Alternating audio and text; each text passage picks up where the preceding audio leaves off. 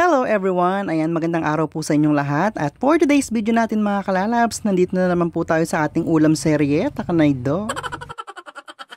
Dahil nga mura ang ating mga pechay dyan mga kalalabs, napabili na naman po yung aking kapatid at nag-request na igisa ko daw po sa kamatis. Parang yung niluto ko nga lang po nung nakaraan, yung tahong po ni Carla, ayan may kamatis at pechay. Pero ang kaibahan po nito mga kalalabs, lalagyan po natin to ng sahog na karne. At dahil nga po mura ang ating pechay dyan mga kalalabs at mahilig po tayong magtipid ay for the go. Ayan, nahiwa ko na nga po pala yung ating sibuyas at bawang dyan mga kalalabs. At ito naman pong ating karneng pangsahog, ang ating cha-chop-chop ng maliliit. Ayan, Takanaydo. Ayan mga kalalabs, natapos ko na silang hiwain ng maliliit. Takanaydo, niya pangasanting da, pamulog lang pamulog. Pagkatapos nga mga kalalabs, ito naman pong ating mga kamatis, ang ating hiwain ng maliliit. Ay hindi na nga po pala 5 piraso yung ating mga kamatis dyan. At dahil nga po nung nakaraan ay sobrang mahal po ng kamatis, Takanaydo eh. Siguro nga 12 piraso yung ating mga kamatis dyan mga kalalabs. At dahil nga medyo nagmura yung ating mga kamatis at talaga namang nag-evolve tayo ng konti, Takanaydo. After nga ng ating mga kamatis mga kalalabs, ito naman pong ating mga pechay ang ating hihiwain. At nga pala mga kalalabs, nakababad po yung ating mga pechay dyan sa tubig na may asin. Kaya naman malinis na malinis po yung ating mga pechay, Takanaydo.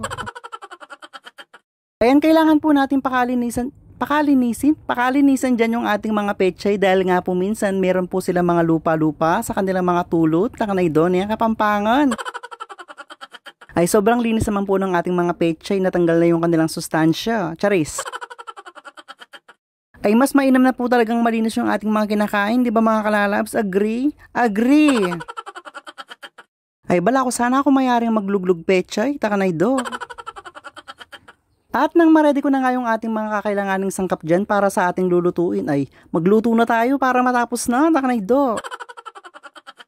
Ayan, purong mantika nga po pala ng baboy yung aking panggigisa dyan mga kalalabs para naman pumanuot at maglasa po talaga yung baboy. At inuna ko na po palang prituhin dyan yung ating mga karni para naman pumaprito po sila ng konti. Pakaprito lang sila mga kalalabs at pag lumit na sila ay pwede na. After nga mga kalalabs, pwede na rin po natin isunod yung ating sibuyas at bawang. Ayan, igisa na po natin. Diyos ko, nabubulol na talagang email vibes, Takanaydo. Pinagsabay ko na nga po pala yung ating sibuyas at bawang dyan mga kalalabs. At after a while, pwede na po natin ilagay itong ating mga kamatis. Ayan, pakagisa lang po hanggang lumabas po yung kanilang katas, Takanaydo.